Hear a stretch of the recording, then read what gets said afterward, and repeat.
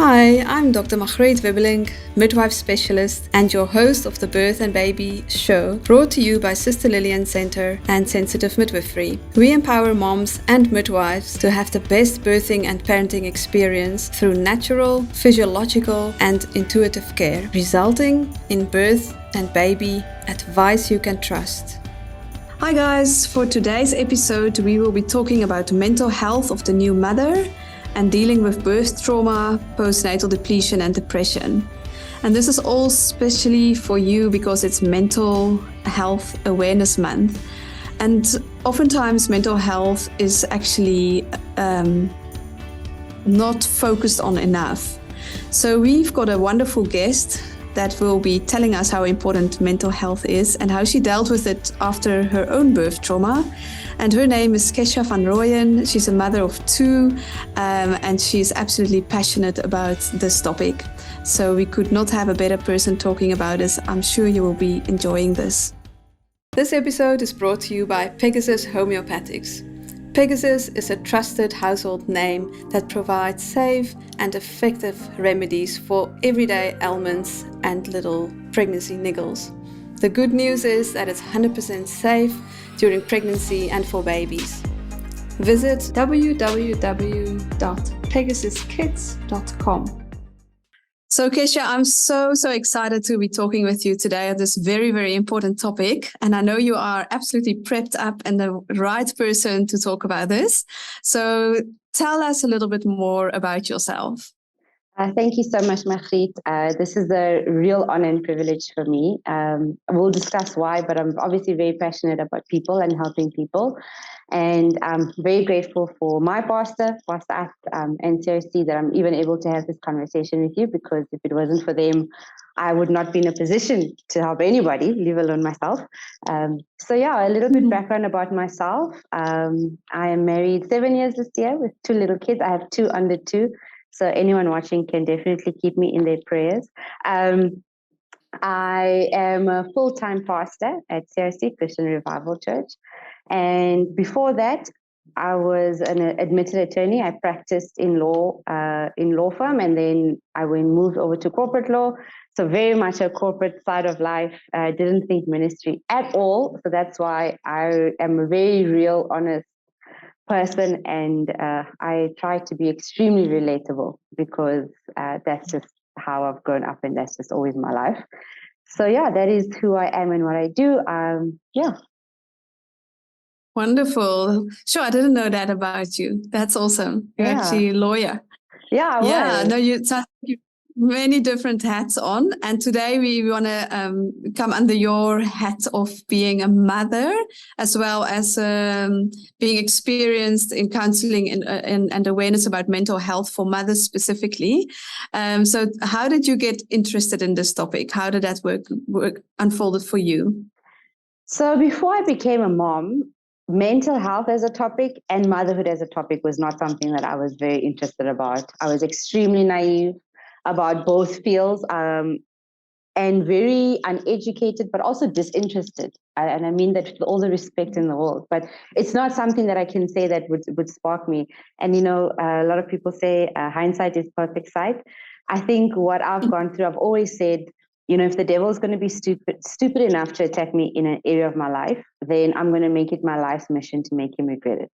And I believe any pain, any trauma, is not from God, it's from him. So God will always take what I've been through, turn it around for my good, and then he will use it according to his purpose in the world. And that's why I'm extremely passionate about it. I've been through challenges myself in giving birth and in motherhood, even from pregnancy, actually. And that's how I've become so sensitized to this topic. And that's why I'm so passionate about it. God has softened my heart towards mothers, towards mental health, towards women in a way that I never thought possible. And that is why I'm so passionate about it. So that is amazing. It's how life tends to work, right? So it gives us an experience to open us up for a whole reality that we become aware of. So Kesha, would you mind telling us about your birth story and how that unfolded for you personally? Yeah, sure. So the one thing I thank God was is we didn't struggle to get pregnant. We got pregnant quite quickly, 4 months from trying, and it was a great blessing, and we were very excited. And my pregnancy, I think, is where my challenges really started. My sister-in-law, we had very close pregnancies. She had a dream pregnancy. She loved it and she enjoyed it even through the struggles. I got extremely sick from 6 weeks. I actually, between 6 weeks and 14 weeks, I lost 7 kilograms and I couldn't eat anything, I couldn't function. And it's so strange because I'm definitely not the only woman who goes through this. But then you still go to work, you're still expected to function. You technically don't even tell everyone that you're pregnant because you still, that period of, waiting for 12 weeks. And that's really where my challenges with mental health really came from. I started wondering how other women do this when I couldn't even function. I couldn't eat. I couldn't even swallow my own spit. That was how bad it was for me. And then you want to take medication, and then the battle starts, right? Because then because we're all Google warriors. So we start Googling what medication can and can you not take. And then you work with professionals who are like, don't take anything. It's the best for your baby. But then you're so sick, you need to take something. So then it's like, do I take something to feel better and actually be able to eat something? Or should I not take it? Is it going to harm my child? And that battle already of, am I a good mother? Am I doing the wrong thing? Am I weak? Am I selfish? Already started at that stage. And I can't tell you that I enjoyed being pregnant. It's not like something I'd say, oh my gosh, I want to do this again. If I could have been pregnant for 2 months to the miracle of Jesus and then given birth, I would have opted for that solution. But obviously that's not how things work. So that's where it started. But luckily it eased out towards the end, but I still struggled with a few challenges. The main trauma that I had and I experienced for me was definitely my birth story. I was walking with a phenomenal midwife, Marie. Sister Marie, you know her, Machrit. She's a phenomenal woman of God. She's become not just a midwife to me, she's become a woman who'll always be part of my life. And where my journey started was actually first with the decision of whether to have a C-section or whether to have natural birth, because it's our choice. God has given us that choice. And one of the things for me was I am not one to tolerate pain. I'm that person who I never wanted to. I'll take any kind of pain medication. I always wanted to too, but I'm a big sucker for the needle, won't go near it. I will give my entire salary to you instead of having to donate one vial of blood. That is how bad I am when it comes to pain or needles or anything. So I was like, I am going to have a C-section, obviously. Just dose me with painkillers, knock me out so that I don't care if I'm not even there. And that was my idea of things. But while we were praying, and obviously with my husband, I just knew that what God had for me was not that direction, as much as that's what I wanted. And I believe that I had peace and I heard from God that I knew that I needed to give natural birth. And that's how I found myself at the birthing clinic with a midwife. And loved that whole journey, had peace with it. And I'll tell you why it's important for me to mention that is because I had peace, that I had walked with God to get to the place where I had birth. When I had complications in my birth, that peace didn't leave me. And I knew God was with me. And I think it's important, even going into this journey, to have that support system and to have people that you trust, to have that relationship with God, to know that He cares for you. He knows the outcome before you even there, because He will already prepare you in ways that you didn't even realize. And even I prayed about a midwife extremely hard, because I said, God, I just knew that there was a weight on this decision. And that's how I got to Sister Marie. So I'm really grateful for that. Long story short, I say that my birth was 47 hours. If you ask Sister Marie, she's going to say I'm lying, because there's active birth and then there's not before pre-active birth, whatever it's called.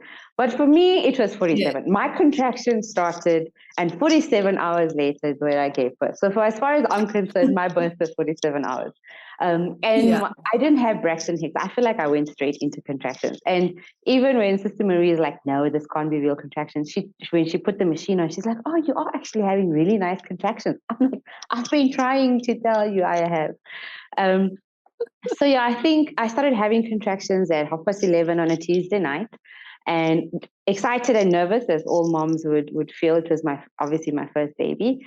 And I think the first challenge was we had to go for a COVID test. This was still in 2020.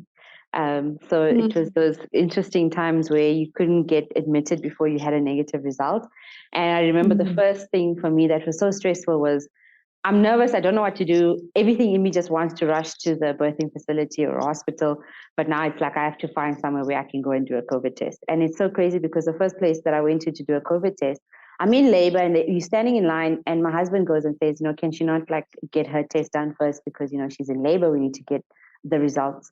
And the lady, not even a gent, who was there in the front said, no, she can't favor me and put me in front of the other patients that are there to get tested. So I must stand in line with everyone else while I'm having contractions.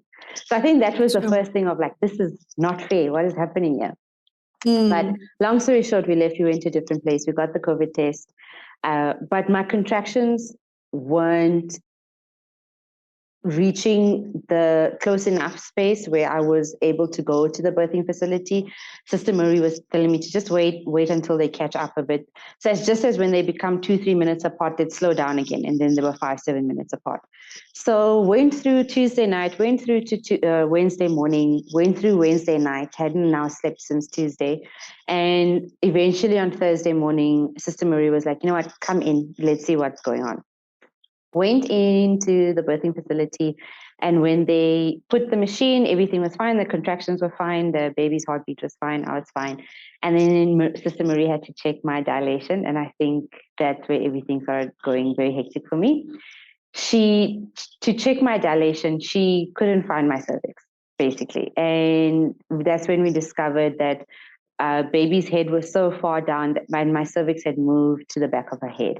So then just to check my dilation, she had to, without being over descriptive for any gentlemen watching who have not yet had children, but she had to basically push me against the bed because she had to reach my cervix. And that was extremely painful for me. And that was the first unexpected event of this whole birth that for me caught me off guard.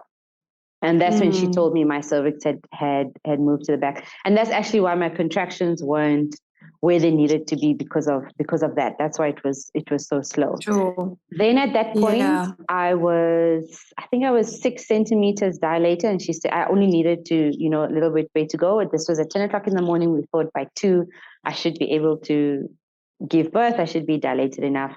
But long story short, I was dilating 1 centimeter every couple of hours.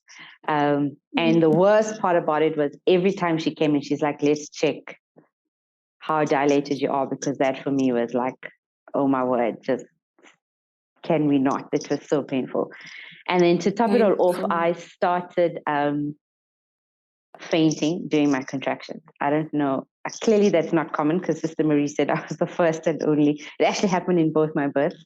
You were there in my second one, so you knew that firsthand. But the first time I fell on while having a contraction, I stood up and I fell onto the floor. And basically, my husband couldn't leave my side because if I didn't faint during a contraction, I'd get so lightheaded, I'd either almost black out or I'd completely black out. So that made my whole contraction season extremely difficult and uncomfortable for me because I couldn't walk around. I couldn't walk to even get the contractions going. It was just very challenging for me. And then I think outside of that, I then went into this zoned out phase because in hindsight, I escaped. So I blocked everything out. I went into the zone. I had praise and worship music in the background, and I just people came in, people went out, people were talking, people were not talking. I don't know what was going on. And I just silently bore my contractions. I bore the blacking out while I was sitting down, and I just let the time pass. That was basically my goal, was just to, each contraction comes, to let it pass. And this went until 7 o'clock that evening. So I was only 8 centimeters dilated. And eventually then when they had the heartbeat monitor, baby's heartbeat was dropping severely. I was getting very tired and her heartbeat was dropping to an unhealthy place where they had to then call the gynae to be on standby, where Marie said, if we can't get the contractions going, we're going to have to schedule an emergency Caesar. At which point, when she mentioned emergency Caesar, I almost had like the sense of relief, because I'm like, oh, I tried natural. It didn't work. Let's just have the Caesar. Then all of this can finally end. And then I remember my husband saying to me, oh, but you've worked so hard to come to this place. Don't give up now. And I'm just like, what do you know about giving up? It's been 2 days. But I just remember my sister saying, okay, let's give you a drip. Let's get your energy up. And then after the drip, we see where you are. If you're in a place where you can push, and then we take it from there. But the gynae was on standby for emergency Caesar. I then had a drip put in, did get a little bit of my energy back. And then checked dilation for the 7th time, which is the worst thing. And I'll never forget, I think the epitome of it was when she eventually said she put in something to soften the cervix. Margriet, you'll know better than me. And then after that, I got to the place where I developed such a fear of her coming near me. I actually didn't want my midwife to come near me, because then in such a short space, I associated with excruciating pain. So even when she said she wanted to put that liquid on, I was like, no, I don't need it. I don't want it. Just leave me alone. Don't put your hand anywhere. Just leave me to just finish this birth. And that's all I wanted. I just went into this state where I just wanted everyone to leave me. I didn't want anyone to touch me. I just wanted to give birth. I just wanted to be over.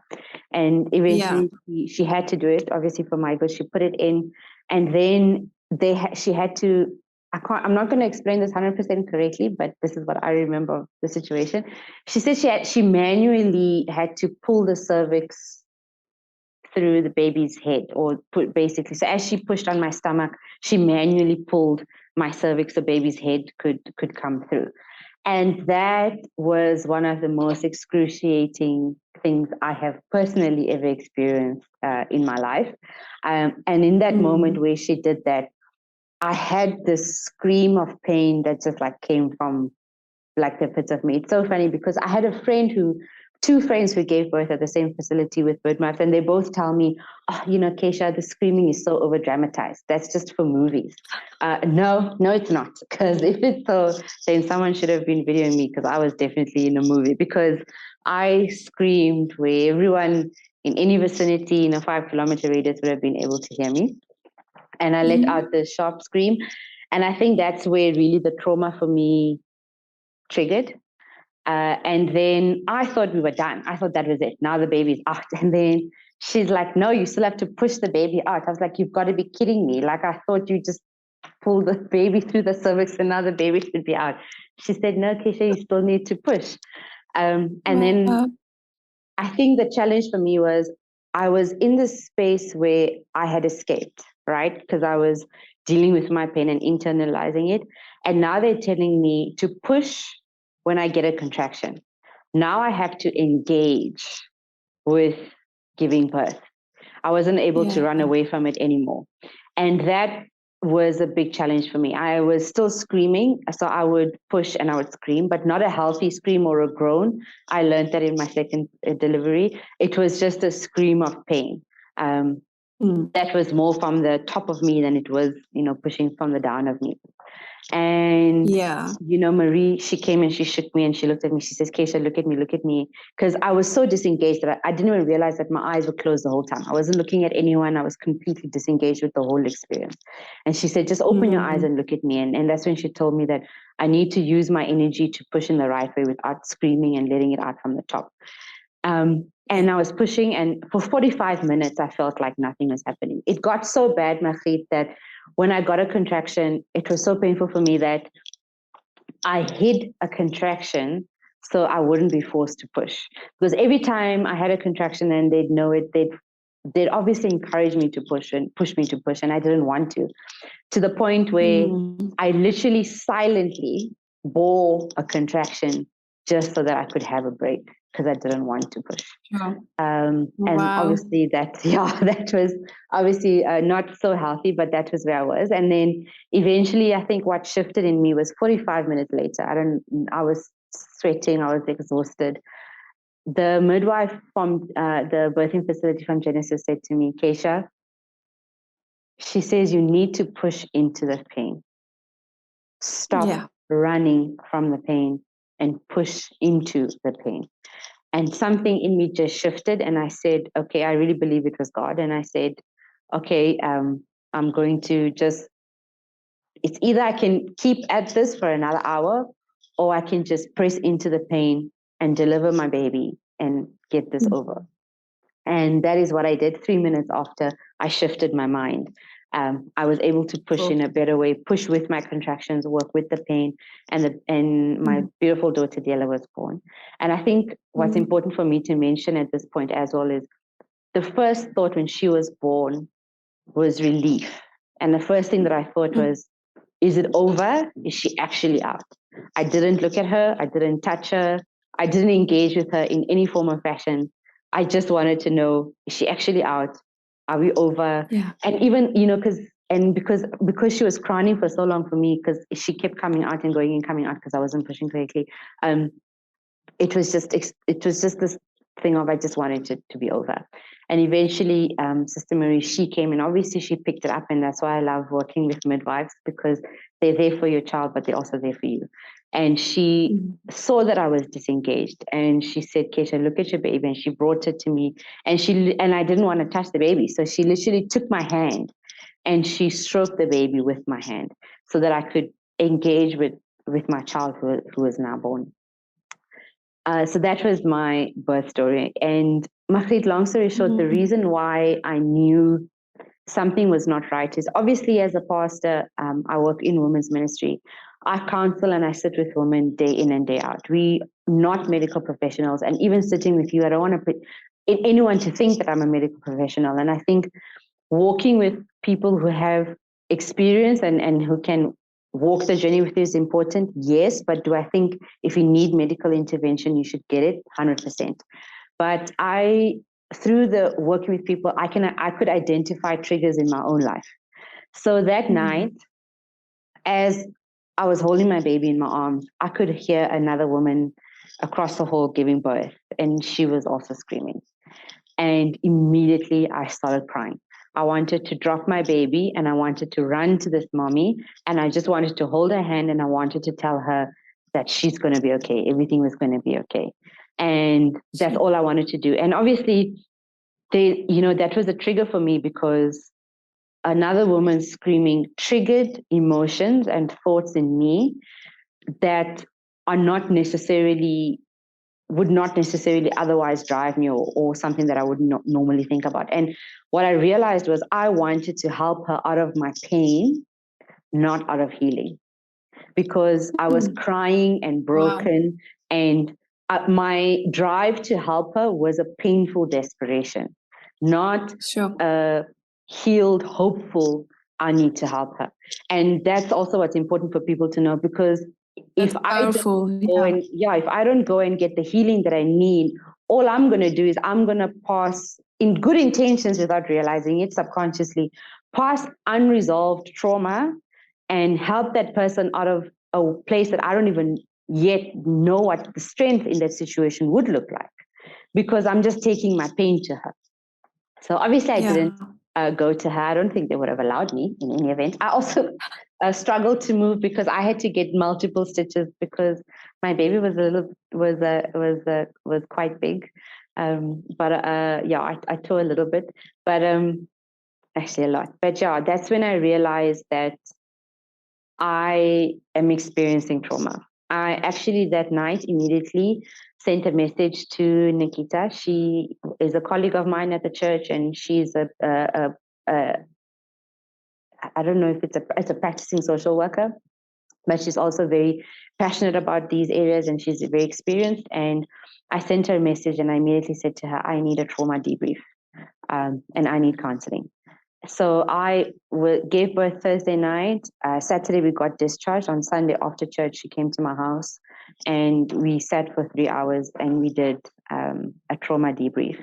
Because again, I identified a trigger in my life, and I realized that the longer I keep a trauma, the more ingrained it will be in my brain, and the harder I would have to work to get it out, or to walk in a better health mental state, in that sense. So my biggest blessing was the fact that I got help very quickly and immediately.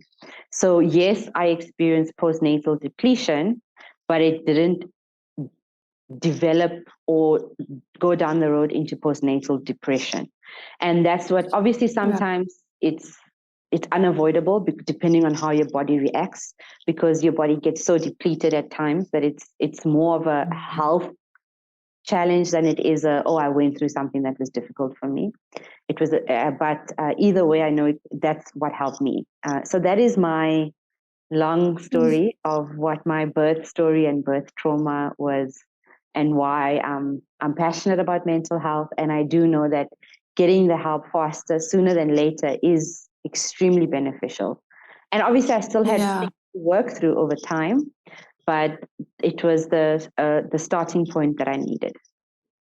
Yeah, so thank you so much for telling the world your story, because there's so many lessons you can take out of it. I don't want to go into the birth mechanics for this talk. So we're focusing on the mental health. And it was wonderful to hear that you could identify that you actually experienced a trauma and act on that. But I can totally imagine, if you're not so knowledgeable about how mental health work and trauma works, that you might just ignore it and feel like you need to get on with life, and it's part of life to have a difficult birth. And, so Kesha, what would you tell moms? How can they identify if they are actually needing to get some help, mental health help in that early postnatal phase?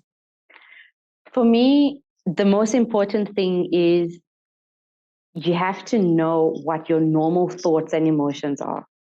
And if you have thoughts and emotions that is not always you, that is what I call for myself. And like I said, I'm not a mental health professional, but for me, that's what I identify as a trigger. There's something that I'm feeling, or there's something that I'm thinking that is out of the norm. And yes, as a mom, you think billions and billions and billions of women have given birth. Our parents didn't have the options of modern technology and all these painkillers, and they got through it and they're fine. So yes, you do want to almost justify downplaying it and just moving on with life. And to be quite honest with you, after you've had a kid, especially your first child, you are so lost and clueless, and you're just caught in this whirlwind. You don't know what you're thinking, what's normal, what's not normal. Should I be thinking this? Should I not be thinking this? You're just trying to survive to the next day, literally. Like, I just need to keep my baby alive until tomorrow. That's like your number one priority. But I would say to be honest with yourself. When no one else is looking, when no one else is in the room, be honest about, if you hear something or if you think something, what does it make you feel? And what are the thoughts that come into your head? And if you can be honest with yourself about what those thoughts are and what those emotions are, then you can say, let me do something about it or not. And I think, for me, it's not, I always grew up, you must be a strong woman, learn to cope with these things, learn to deal with this, life must go on. But you actually realize that covering wounds, you will learn how to walk and you will move on with life. But healing from a wound is a much better recovery and makes you much more effective moving forward in the future. So there's a lot of women who have just covered it up and moved on with life. And it can work and you can survive. Yeah. But to be the best version of yourself, it's much better to get the healing that you need. It's not a weakness. I have a pastor that I work with that explained mental health in a completely different way to me, that shifted the way I think about mental health. I was very naive about mental health. I always thought you must be stronger than that. And because it's in your mind, you have the ability to control it better. So just own it, be strong, control what you're thinking, get over it, whatever you tell yourself. But mental health is so much more complicated, and it's as physical as breaking your leg, or it's as physical as getting the flu. My pastor described it to me as follows. He says, if a person runs a 100-meter race at 15 seconds, which is decent, but not the fastest person on earth. But if they run 100 meters at 15 seconds and then they break their leg, firstly, are you going to be like, listen, you're a trained runner and professional, How dare you go to the doctor? You should be able to fix your leg yourself at home. No one's going to think that. No one's going to say that. Everyone's going to be like, the good thing for you to do is go to the doctor, take the meds, go to rehab, and get the help that you need. As good as you are, go and get the help that you need. And then once that person has healed from their broken leg and they start running again, no one's going to expect them to start running at 15 seconds for their 100 meters. Everyone's going to be like, they're probably going to start at 30 seconds in their 100 meters. And everyone's going to be like, that's 100% fine and understandable, because you need to build yourself back to that place. You need to recover and work with your body. And as much as your leg is healed, you need to get your muscles back on track, build your stamina again, and build how you run and the time that you take to run. And everyone is understanding of that. Good. And that revelation changed me completely. Mental health is as physical as breaking your leg. And in the same way that you think it's completely rational to go and get help for that, for breaking your leg, it's exactly the same thing that you should do. Go and seek help when you are having challenges with your mental health. It's not a weakness. Any stigma is such a lie. Chemical depletion is a reality, especially for moms in pregnancy and postnatal. And obviously a lot of women hear about it, but you don't understand the effects that it has on your body. And it's something that you should put in place. And the last thing, if I can add, is having a support structure from the moment that you know that you're pregnant is key. As part of the blessing for me in the story of my journey of birth trauma was I had someone in my life that I trusted, that as soon as I could discover that there was something that was a trigger or a trauma or a depletion or that something could have delved into a depression, I had someone that I trusted that is not just a friend, because friends can only help you with where they're at. Friends can only help you with good intentions, but it's not always what you need. I had someone in my life that I had put in place that I trusted, that was also an expert in this area that could help me if and should I need it. And I did need it. And I think that's what's important. You know, walking with a leader in your life, walking with a medical professional, your doctor, your midwife, the nurse that you might have a relationship with, people who will just have more information than just maybe your parents or your husband. Definitely not your husband. I think my husband was just like clueless. He just was just like, love you, what can I do for you? And he just wanted to help me. But the emotional stuff was just, he's just like, I don't know what to say to you to make it better. And obviously for him, he was in the room the whole time. So he also went through his own journey. So yeah, I think to have a good support structure and professionals that you build that relationship of trust and that you commit for yourself to be honest with after you give birth. Yeah, that's very good. So to summarize it is for me, what I'll hear is to be aware of mental health and normalize it, that it's totally okay that you might hurt yourself mentally in a process, like as you have an injury, a sports injury, and that it's totally normal to go get some help to get it fixed. And if you don't, then it might just be a wound that you cover, and you'll figure that out as you continue in your life, that you probably make moves out of a place of brokenness and not of wholeness. So how did wholeness look for you then, Kisha? Did it took you some time, or how did you know you mentally well again? And was it something specific that you came aware of?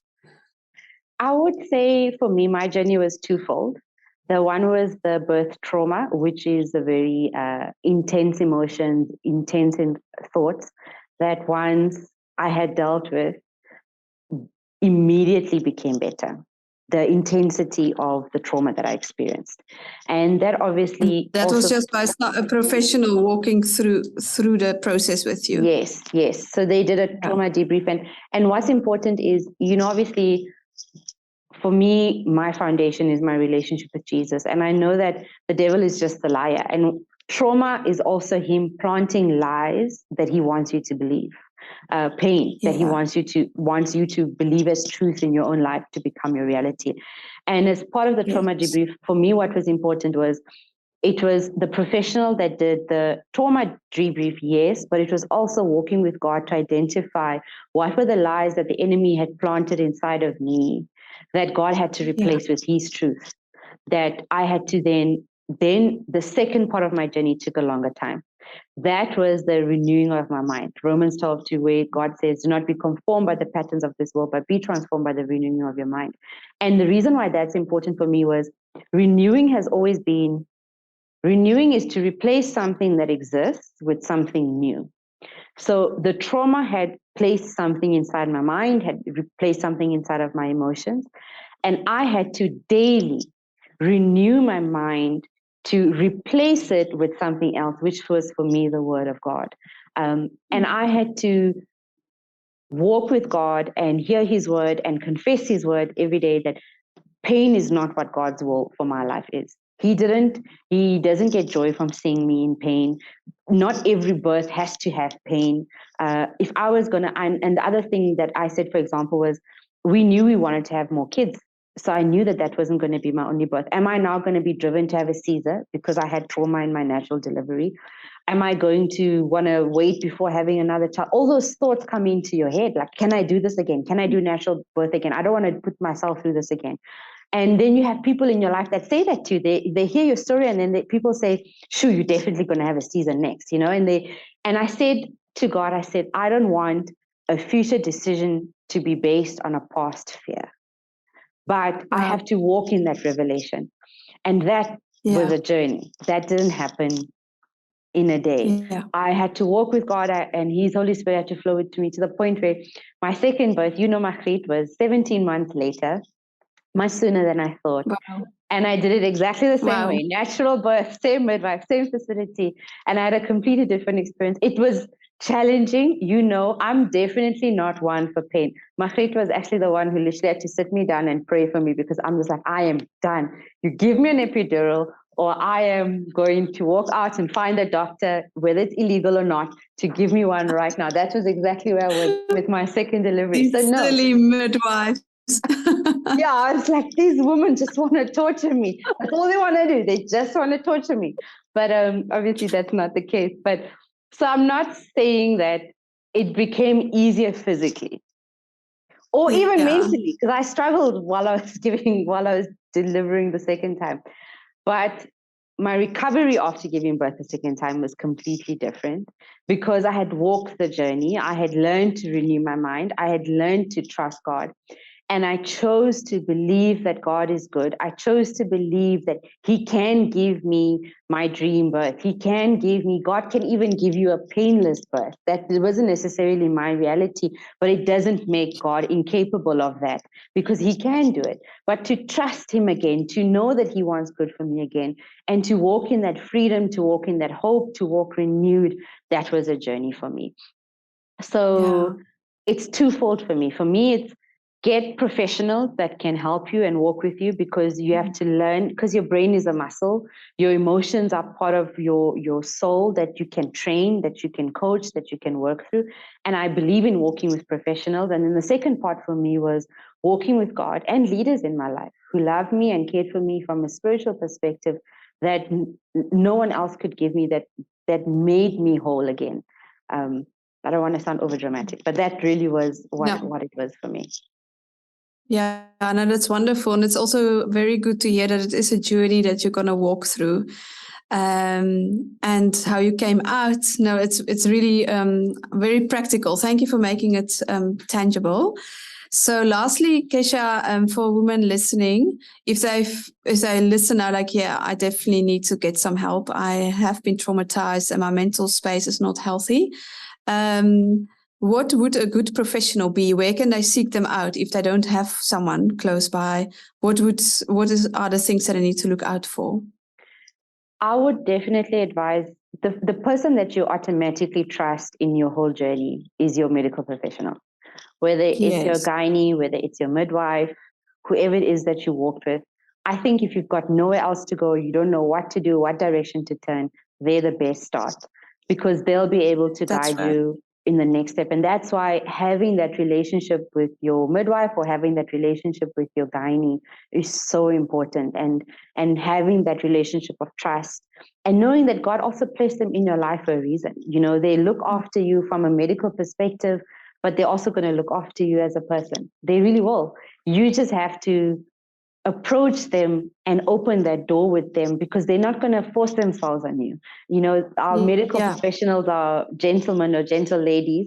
But if you go to them and you say, listen, I'm struggling with this, I don't think this is normal, I'm having these thoughts. There's tests that you can even do to see where you are with postnatal depression, if it's a concern or not. Ask them for those tests, do those tests. My midwife gave me one of those tests that I had to do 10 days after giving birth to see what my mental health was. And I thank God for that, because that helped me to identify if I had a need or not. So I would say definitely the starting point is your midwife and your gynecologist if you don't have a midwife. Yeah, no, that's wonderful. That is very, very good advice. I totally agree with that. And they can also they can also identify, and they probably connected also with more professional counselors if you need to. So to refer you to that. And it doesn't matter if you are in a government hospital or in a private facility.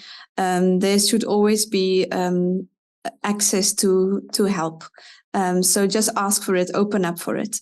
That would be just all you need to know now.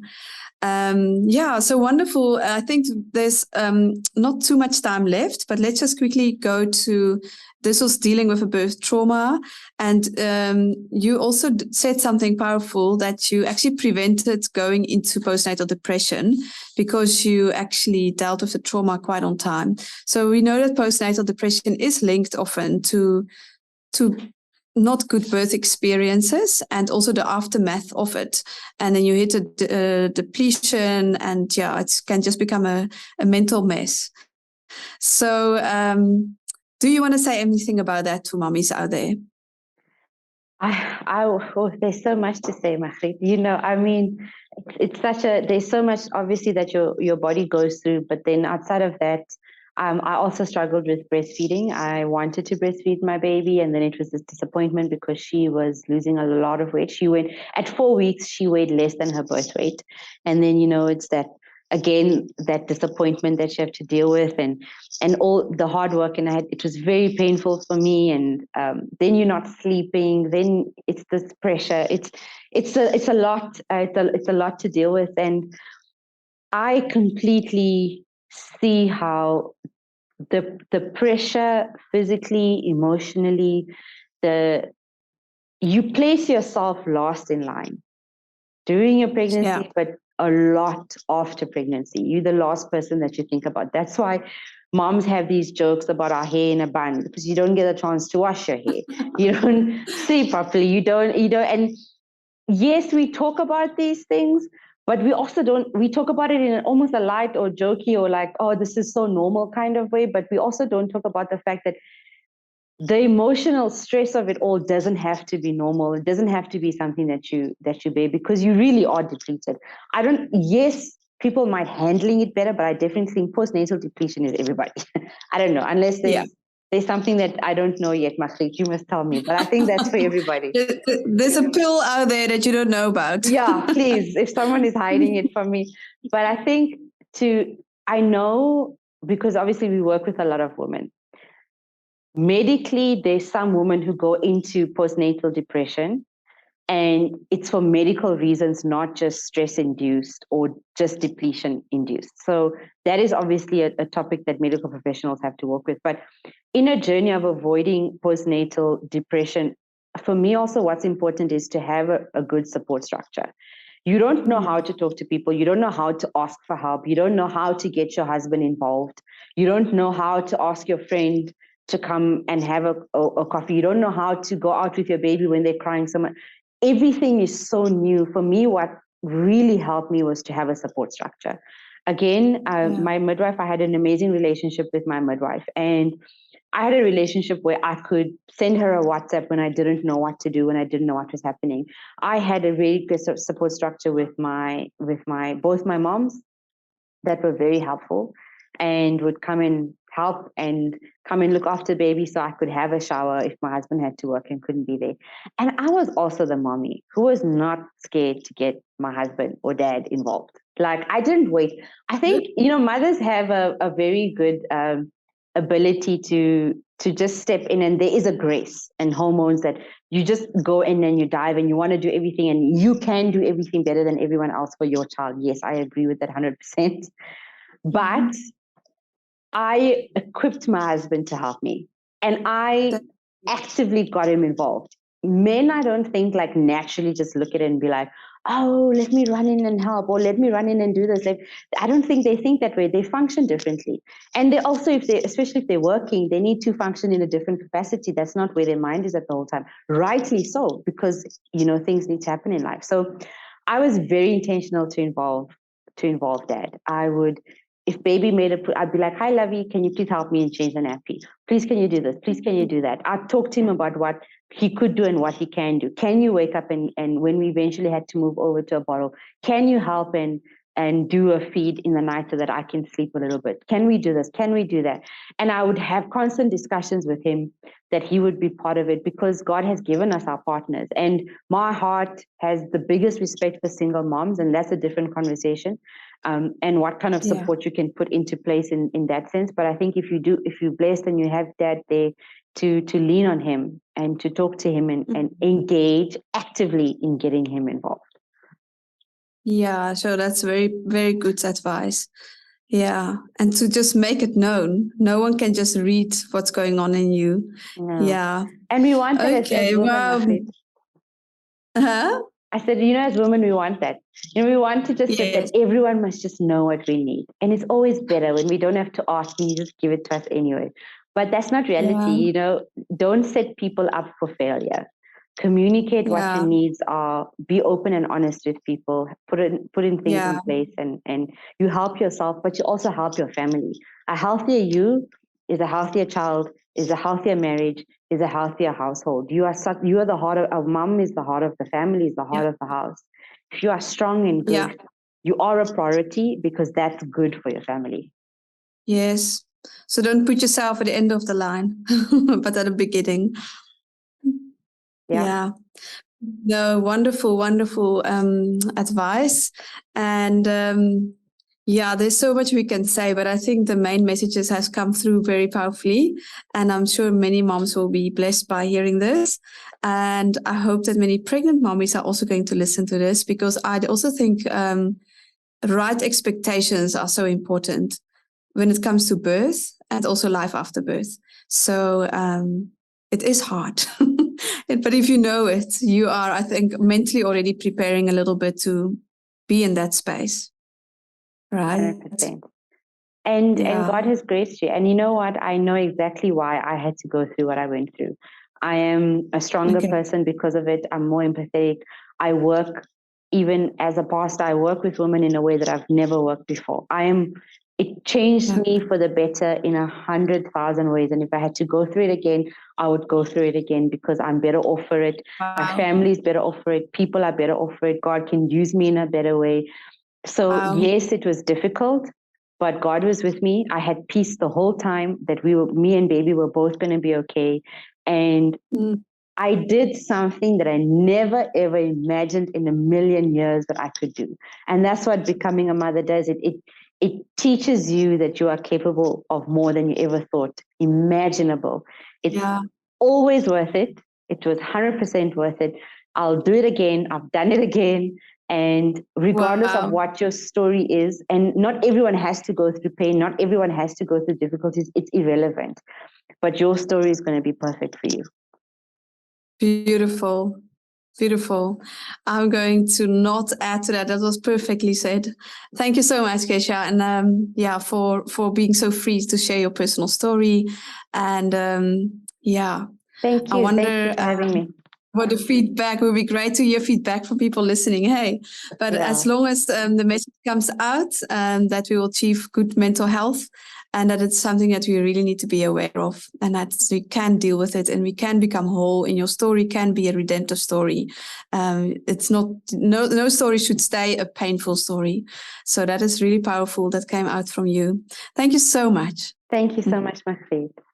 Thank you so much for joining us today. If you enjoyed this video, please share this with a friend who will benefit from this. And remember to subscribe and hit the bell icon so that you can be notified whenever we release new videos like this on our channel. We'd love to stay in touch and keep you updated with all our latest content and resources to equip and empower you. So if you're a midwife or any type of birth and baby worker, go to sensitiveMidwifery.co.za/free gift. If you're a mom, visit sisterlillian.co.za/free gift for more training and resources. That way we can keep you up to date when we release new episodes like this, plus a few other bonuses. You can also find the links I just mentioned in the show notes. Remember, you're making a big difference because you are shaping the future of humankind. Thanks for watching, and I look forward to journeying with you. Breastfeeding is one of the amazing life experiences a woman and a baby can share, but it's not always easy. The truth is that breastfeeding is a skill, and like any other skill, you need to learn, practice, and be supported in order for it to become second nature. Sister Lillian Center Essential Breastfeeding course will teach you everything you need to know about nursing and how to love your breastfeeding days. Click the link in the show notes or visit sisterlillian.co.za/breastfeeding course to find out more about this invaluable course. And if you're enjoying the content, remember to share this with a fellow mommy or friend.